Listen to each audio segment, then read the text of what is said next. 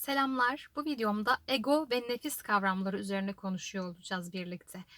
Ego ve nefsin aynı şey olduğunu mu düşünüyorsun? İkisinin de işte eşdeğer bir şekilde kavramlar olarak birbirinin aynı tanımı olduğuna mı inanıyorsun? Bu kavram üzerlerinde biraz kafa yordum. Aslında ego ve nefis kavramı aynı şeyler değil. Ego kavramı modern psikolojide kullanılan bir kavram daha çok. Ve ego aslında bizim bilinçli zihnimizdir. Bizim kişisel tarihimizi, anılarımızı, kim olduğumuzu, zor bir durumda ne yapmamız gerektiğini yönlendiren, bizim geçmişimizi kaydeden, bizimle alakalı kayıtlar oluşturan bir özdür aslında. Fakat biz egodan ibaret değiliz. Ego denizde bir parçadır. Biz denizin kendisiyiz. Biz o bütünüz. Biz kendimizi egodan ibaret zannediyoruz. Neden? Çünkü yaşadığımız toplumda işte geleneklerimiz, göreneklerimiz, çevresel faktörler, ailemizin bizden beklemiş olduğu bir olma halinden dolayı biz kendimize doktorum, mimarım, mühendisim, işte anneyim, öğretmenim, işte çok ben aslında çok pratik birisiyim ya da çok kaygılı birisiyim. Ben şuyum, ben buyum. Aklına nasıl geliyorsa, nasıl kendini tanımlıyorsan, bu kavramların içerisine egoyu sokarız. Yani ego bunların içerisinde bizi tanımlayan bir kavram olur.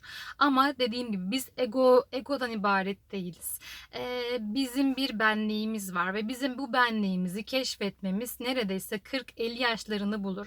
Yani biz neredeyse 50 yaşımıza kadar kendimizi bu şekilde tanımlarız. O gölge yanlarımızı, Jung'un tabir etmiş olduğu gölge taraflarımızı görmeyiz, görmek istemeyiz. Neden? Çünkü görmemiz için kendimizle, eksiklerimizle, zaaflarımızla yüzleşme yaşamamız gerekecek. Hatalarımızı belki görüp düzeltmemiz gerekecek. Eksik taraflarımızı görüp kabul etmemiz gerekecek.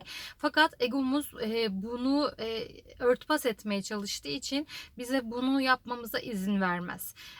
Biz de bunu adım atmadığımız için, bu cesareti göstermediğimiz için bunu yapamayız. Fakat öyle bir zaman gelir ki varoluşsal sancılar başlar ve orta yaş krizi denen bir durum vardır ya, o süreç içerisine girdikten sonra aslında bunlarla yavaş yavaş hazır olduğunda yüzleşmeye başlarsın. Fakat ego gerekli bir şeydir. Belli bir noktaya kadar ego bizi koruyan da bir şeydir baktığında. Zor bir duruma girdiğinde belki yolda yürürken tehlikeli bir durum olduğunda seni koruyan bir şeydir ego. Bizi koruyan bir şeydir. Bizim ihtiyacımız olan da bir şeydir. Zaten tasavvufta da nefis kavramı kullanılır. Ego kavramı kullanılmaz tasavvufta.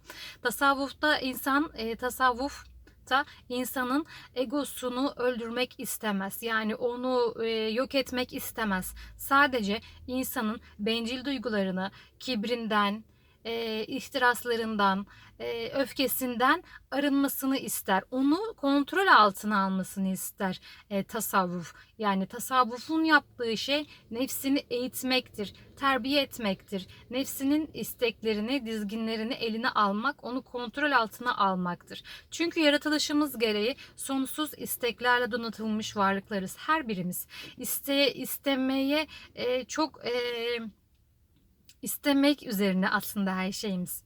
Zaten Allah da bizim kendisinden istememizi ister. Furkan suresinde Allah Teala'nın demiş olduğu gibi duanız olmasaydı ne ehemmiyetiniz vardı. Allah bizim ondan istememizi sever. Bizim istememizi ister. İstemek çok güzel bir şeydir. Fakat bizim önemli olan nokta insani duygularımızı ön planda tutmak ve kendimizi olumsuz duygularımızdan sıyırmaktır. Bu videomda buna değinmek istedim. Çünkü ego ve nefsin karıştırıldığını düşünüyorum. Çünkü kendim de bunu çok düşündüm. Ego ve nefis aynı şey mi? Bunu araştırdım. Bunun üzerine notlar aldım, çalışmalar yaptım. Ve bunu biraz kafa yordum. O yüzden böyle sizlerle de bir paylaşmak istedim. Şöyle bir şey daha paylaşacağım.